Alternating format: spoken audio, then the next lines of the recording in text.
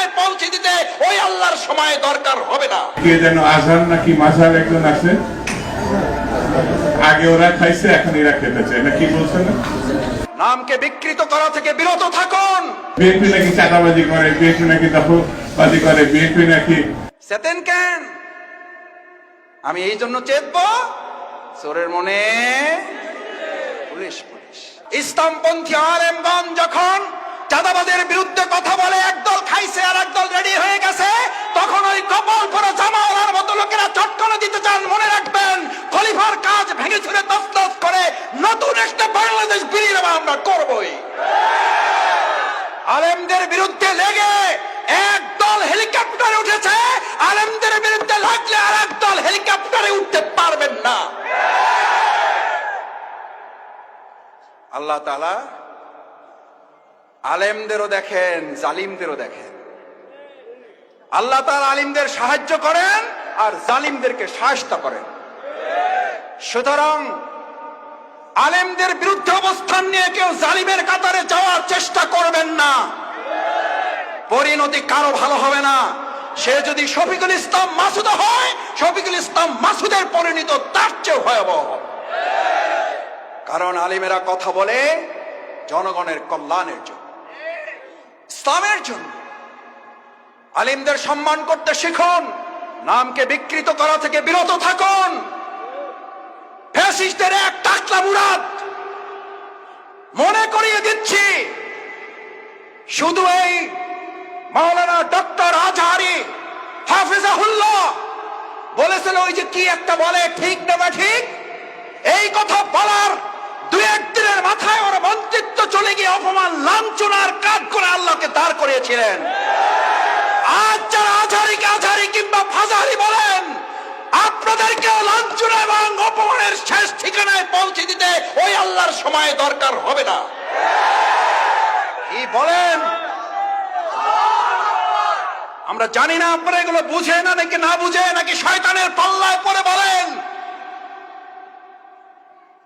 মাওলানা doctor Azhari এই বাংলাদেশে কোন দলের সম্পদ নয়, শুধু মুসলিম উম্মার সম্পদ নয়, উনি গোটা পৃথিবীর মানব জাতির সম্পদ।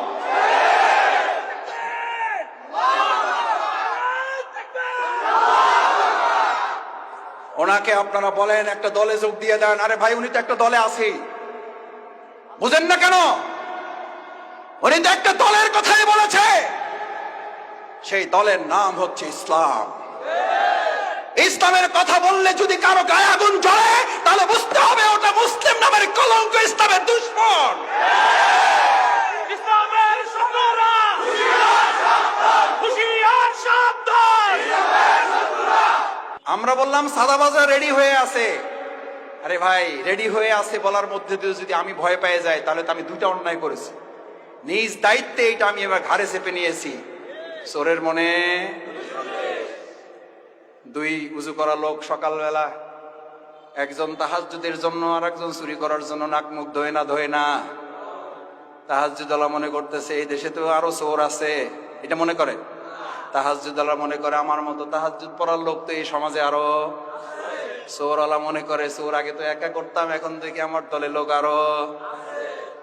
আল্লাহ, এই গল্পগুলো এরা কেন মনে রাখে না? এগুলো তো গল্প না, এই গল্প মনে রাখলে তো চেতার কথা না। চেতেন কেন? চেতেন কেন?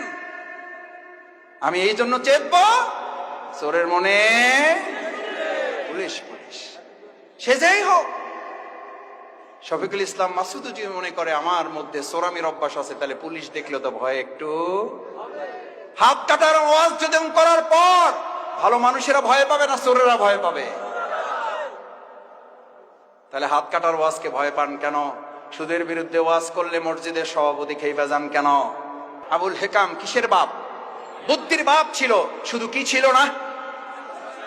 ইসলাম না থাকার কারণে আবুল হেকাম যদি আবু জেহেল হয়ে যায়, আজকে যারা রাজনীতি করেন আর তারা যদি বলেন ইসলামের মধ্যে টাইনেন না, ওই বেটা কি আবুল হেকাম না আবু জেহেল?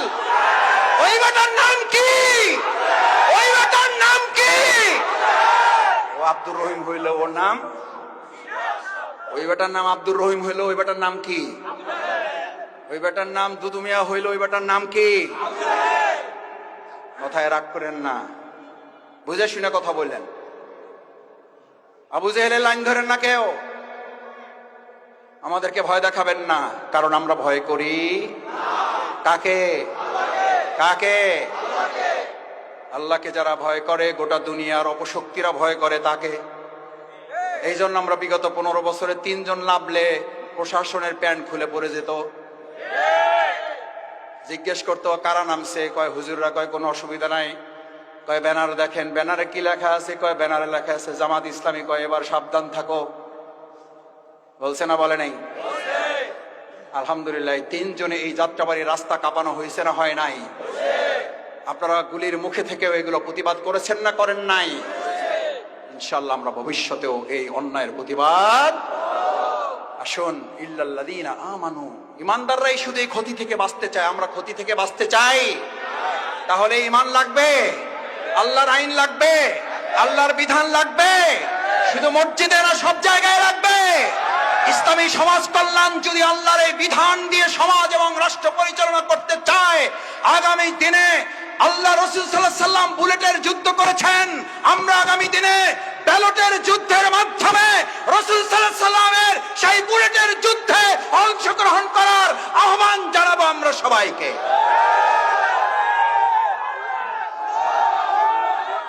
রাজি সবাই?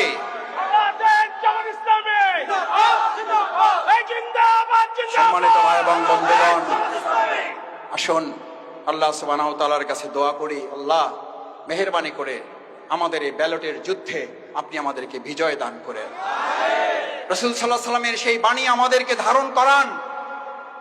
কতিপয় হাপরওয়ালা বুঝেন, দা কাশি বানায়, তাদের সাথে অবস্থান করেন, কোনো কাজ করবেন না। মাথা থেকে গন্ধ না দুর্গন্ধ বেরোবে, কারণ হাপরওয়ালাদের সাথে বসে আছেন। হাপর বুঝেন, দা কাশি বানায়।